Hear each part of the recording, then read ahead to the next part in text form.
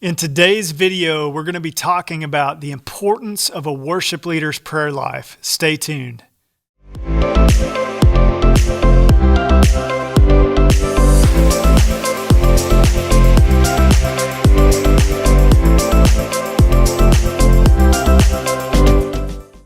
Welcome to the Worship Launch. My name is Zach Dietz. Man, if you're not subscribed to this channel, please go subscribe and hit the little bell button. That actually helps our channel get in front of more viewers, believe it or not. That's the way YouTube works, is the more subscribers you have, the more your videos get in front of more people. And so really that's our goal. We want as many people to see this content as possible because we want to equip as many worship leaders as possible to build healthier teams. That's our goal here at Worship Launch. So we're going to talk about the importance of a worship leader's prayer life. And I just want to begin with a passage of Scripture. It comes out of Mark chapter 11, verse 17. And this is where Jesus enters the temple and starts flipping tables. And in that process, here's what he says, and he's actually quoting Isaiah 56, verse 7 here. But he says, "Is it not written, my house will be called a house of prayer for all nations, but you have made it a den of thieves." And the word nations there actually in the Greek literally means Gentiles. So this area of the temple was where the Gentiles could come in and offer their sacrifices. And he says, but you have made it a den of thieves. So in today's words, I feel like you could say that this is a place where unrepentant sinners have come to hide. And so, but the main words I want to focus on here in what he says is, my house will be called a house of prayer. And I want to share a little bit of my journey with prayer, and it started really a couple of years ago. I took a college course on prayer, and in that course, we were required to read four books along with passages of Scripture that went along with all this, and man, when I took that course, it was like God unlocked this area of my heart that had always been there, but I had just never tapped into. My prayer life consisted of maybe a prayer before my morning devo, or maybe occasionally praying with other people, praying before dinner, that kind of thing. And when I began to take this course, man, it was like God just unfolded like how important prayer is. And it's so important that I put it right alongside the Bible. If you're not reading the Word and if you're not praying hand in hand, then really your relationship with God suffers big time. And so God started just showing me how important prayer is, and I'm gonna share several different books that have really helped me in my journey here in a little bit. But I want to just say, after I took that course, I felt this burden to pray, and I felt the burden for our church, my church, to become a church of prayer. And I didn't know what that looked like. I didn't know. I knew there were people in our church praying. I knew that there were different pockets of prayer groups happening around the church. But I just asked the Lord, I said, God, what do you want this to look like? And after that, I took, I believe it was 5 of my worship team members, and we flew to New York City. And there's a church there called Brooklyn Tabernacle. I'm sure many of you have heard of that church. But the pastor there is Jim Cymbala. And I have known about this church for a long time because my parents used to listen to their music. But really what they're known for is that it is a praying church. And Jim Cymbala has written some books, and I'm actually going to talk about one of those today. But they have a Tuesday night prayer meeting at their church, and I decided, hey, I want to take some team members because I want to go experience what a praying church looks like. And more than that, like God had been kind of setting my heart on fire in this area, and I wanted some of these other guys on my team to catch a glimpse of that. And so we went, man, and I wish I had those other guys here with me today, but all I can say is God did an incredible work in our lives in the area of prayer, and it has affected our worship team. And so one of the things we did when we came back from New York City is, man, we decided we were going to start meeting together regularly, once a week, and praying together. And so we did that for a while. Actually, it started off with just me and my wife and one other couple. And we began to meet actually once a month. But we were like, gosh, why don't we do this every week? Because we were having these incredible prayer times and seeing God work, doing miracles. I mean, watching God work through prayer. And so we said, why don't we do this every week? So we started meeting every week. And then after about a year, we said, guys, we have to open this up to other people. Like, if we want to see our church become a praying church, we need to start inviting people to this. So we started inviting people. And, it's crazy how God works. I don't know if it's crazy, but it's awesome how God works. We just, word of mouth, just started telling people, hey, if you're interested, we pray every Tuesday night, and we've seen God do some amazing things. And we started sharing testimonies of what God has done. And that's another big thing is our testimony is so powerful. And so, but we just started sharing testimony, and then we started seeing other people join us in this prayer time. And we're about 15 people right now. It's an open group, but we've never shared it with the whole church before. We've just kind of word of mouth this thing. But we're seeing now that we think it's time to just say, hey, church, come and join us on Tuesdays, because we've just watched God work so big in that time and seen him do incredible things. And that's just like 15 of us praying. What if we had the entire church?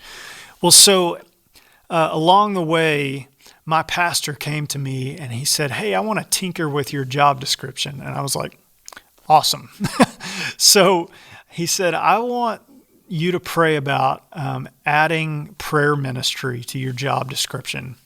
And so I prayed about it and I agreed to that. But for a few months, I was just lost. I was like, okay, God, how do we get this going? Like, how do we get prayer going at our church? And so before we invite everybody to this Tuesday thing, I wanted all of our church to individually grow in their prayer lives. And so we started here what we call the 918 initiative. And 918 is our area code here in Tulsa. And it's just an easy way to remember morning, noon, and night. So 9 in the morning, 1 at noon, and then 8 in the evening. But really they can do it at any time during the morning, noon, and night. But I got it from the book of Daniel, where Daniel, knowing that he could be thrown into the lion's den, went and bowed 3 times a day. And the Bible says, just like he had always done. And he went and bowed and cried out to his God. And so I challenged our church. I said, let's have 3 things that we pray for every month as a church. We're praying for the same 3 things. And 3 times a day, let's get on our faces before God and cry out to him for these 3 things. And so we've been doing that for a couple months now. And I'm just hearing stories from all over our church of how God is working in families because of this. And before we come together corporately for prayer, I just want to see our church growing in their individual lives. But here's where it comes in for worship leaders. And, if we are leading God's people in worship and our conversations with God are virtually non-existent, how do we expect to lead our people well? And, there's a story of A.W. Tozer where he would come in to work and he would bring a change of clothes because he would go in to his office and he would get down on his face and pray for 2 to 3 hours. And he didn't want to get his slacks all dirty. So he brought these change of clothes so that when he gets on his face, he wouldn't get his clothes dirty. And then he would change clothes and go on with his day. But man, we need to be a people of prayer if we're going to lead other people. And so that's why it's important for worship leaders to be a people of prayer. And, I've given some suggestions of how you can lead your team in that area. You don't have to go to New York City to go and experience a prayer. I did that because I was eager to learn about prayer. And so, but man, I would just encourage you, start in your individual life, read God's word, read passages on prayer, and allow God to take you deeper in that area. But really, I saw God start moving in my life when I was doing that course and going through some books and reading scripture.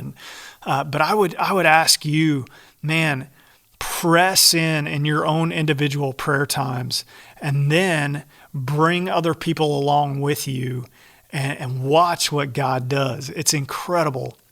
So right now, I want to go over a few different books that have helped me. And there's one that I'm missing because I actually let somebody borrow it, and so I don't have it with me right now. But the first one, this one is called Destined for the Throne by Paul Billheimer. And man, this book will rock your world. I would challenge you to get that one. I'm going to read a quote from it here in a minute. Another one is E.M. Bounds on Prayer, and it's the complete works of E.M. Bounds on prayer. And E.M. Bounds was a man of deep prayer, and so there's some great stuff in here. Another one that is actually kind of torn up, this is called Fresh Wind, Fresh Fire by Pastor Jim Cymbala, and he's the pastor of the church in New York I was referring to. But this book, I read it a long time ago, and I didn't know that the things he describes in this book were possible until I began to learn about prayer and to really press into prayer. And I've seen stuff like this happen. And so this book will challenge your faith in your prayer walk. This book is called The Hour That Changes the World. It's by Dick Eastman. And basically this book is challenging you to be able to spend an hour a day in prayer. And the way it does it is there's a little prayer wheel in here. And you set a timer for 5 minutes. And for 5 minutes, you begin with praise. And then you go to waiting and confession and scripture praying and watching, intercession, petition, thanksgiving, singing, meditation, listening, and then you end with praise again. And when you've done those for 5 minutes apiece, you have prayed for an hour. And it's not meant to be a legalistic thing. It's really to develop your prayer life. And once you begin to do these things, it becomes more natural for you to just spend an hour in prayer a day.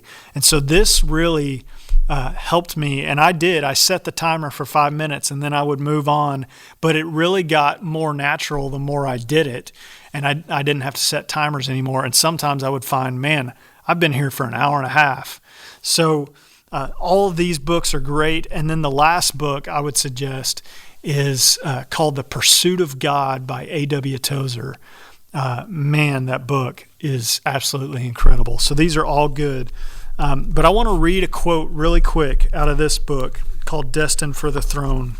And just be patient with me. This may get a little lengthy, but it says, checks used by some business firms require the signatures of two individuals to make them valid. One signature is not enough. Both parties must sign. This illustrates God's method of operating through the prayers and faith of His people. His promises are His checks signed in His own blood. His part was fully completed at Calvary. But no promise is made good until a redeemed man enters the throne room of the universe, and by praying and faith writes his name beside God's.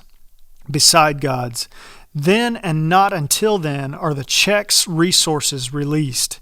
It is like a safety deposit box in the bank vault. The keeper has a key and you have a key.